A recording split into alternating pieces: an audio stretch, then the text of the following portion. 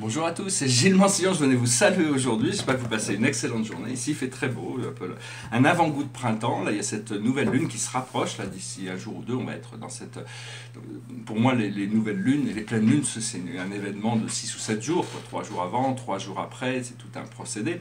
Et là en plus il y a l'équinoxe qui arrive, donc c'est vraiment un moment où toutes les énergies vont être en harmonie, en balance, donc c'est vraiment un moment qui devrait être relaxant. Il faut arriver à s'habituer au fait que tout peut aller bien, on peut être bien sans avoir besoin de rien faire, on peut être heureux juste dans le fait d'être. Et voilà, donc c'est ce que tous les jours on apprend des nouvelles choses. Il faut rester le plus ouvert possible, l'esprit le plus ouvert possible, comme ça la vie peut nous enseigner des choses tous les jours, qui s'accumulent au fil des temps. La situation pour nous aujourd'hui, c'est l'ennui, le dullness, c'est la nature minérale. Alors les minéraux, ils ne bougent pas, ça a l'air très ennuyeux comme vie, mais en réalité, il y a une stabilité qui vient, et puis il faut accepter par moments qu'il n'y ait pas d'excitation, hein, pour le temps que les choses se déroulent, pour qu'avant de retrouver le feu de la passion, c'est toutes ces choses-là. Donc si les choses sont un peu ennuyeuses, il faut arriver à être... c'est pas parce que bon, si on est trop agité aussi, c'est ce que ça nous dit, si on est trop agité on part un peu dans tous les sens, donc c'est bien de pouvoir se poser. Ce qui est dans le monde invisible, c'est la roue de la fortune, c'est vraiment la magie de Jupiter, c'est le miracle, toutes sortes de choses qui vont pouvoir se passer, qui sont complètement inattendues mais merveilleuses. Donc tout ça c'est invisible. Pour le moment, ce que l'on voit visiblement, c'est l'intégrité, c'est-à-dire être vrai par rapport à nous-mêmes, marcher sur notre voie, être sincère, de maintenir ses principes, quelles que soient les situations, maintenir ses principes, c'est très important. Peu importe ce que ça peut paraître, parce qu'il y a le paraître et il y a l'être, et donc c'est toujours plus à l'être, l'intention des choses plutôt que le paraître, la manière dont les autres perçoivent ces choses. Donc c'est important d'être véritable par rapport à soi-même, de garder son intégrité, et puis une fois qu'on est intègre par rapport à soi-même, on est intègre vis-à-vis du reste du monde. La chose sur laquelle on travaille actuellement, c'est la purification, c'est la pureté. Et donc c'est vraiment la carte de la vertu. Ici ça s'appelle Purity. C'est le 2 de bâton, c'est-à-dire rester bien centré, et au plus on peut se purifier, au plus on peut se rapprocher du centre, de notre nature réelle, parce que notre nature réelle est pure éternellement. C'est quand on vient dans ce monde, on inclut des ombres, une part d'ombre qui nous force à gérer toutes sortes de situations, et donc il faut s'en dégager. En se purifiant, on arrive à éliminer, transmuter beaucoup de choses. Et l'aboutissant de cette recherche, ça sera la carte de l'art, de la transmutation, de l'alchimie. C'est la carte l'harmonisation du divin masculin et du divin féminin. Ça ne veut pas dire d'être plus macho ou plus féministe, hein. Le divin masculin et le divin féminin, c'est le côté actif et réceptif, c'est le côté mental et émotionnel, c'est le côté qui nous force l'expansion, mais le côté qui nous permet de recevoir la nutrition de l'âme. Et puis bon, voilà, donc j'espère que cette lecture a été intéressante pour vous. Je voudrais aborder deux ou trois petits points. Un, c'est que il est bien d'essayer de comprendre ses erreurs pour les corriger, parce que la loi, en réalité, la vie, ça peut être un peu politiquement incorrect de dire ça, mais la vie est parfaite, infiniment parfaite. C'est tellement parfait qu'on ne se rend pas compte, parce qu'on ne voit pas les causes des choses, et toutes les épreuves que l'on doit passer sont exactement calibrées par rapport à ce que l'on doit apprendre. C'est-à-dire que la vie ne nous explique pas forcément les choses, mais à travers notre expérience, on doit pouvoir arriver à comprendre les choses. L'idée, c'est de passer de la 3e dimension, dimension des sens, de la réalité matérielle et de l'ego, vers la 5e dimension, qui est une dimension paradisiaque.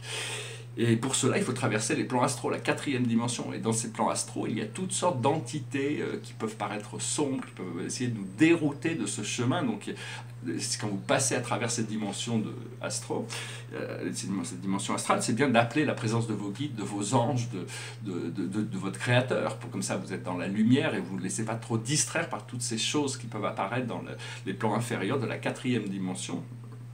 Et donc voilà, c'est important, comme Dante avait Virgile pour le guider à travers l'enfer, pour l'amener jusqu'au paradis, et puis après, enfin au purgatoire, et puis après il rencontre, je crois que c'est Saint Nicolas qui l'amène au paradis. Voilà, donc il faut pas se laisser distraire par toutes les fausses visions, par toutes les illusions.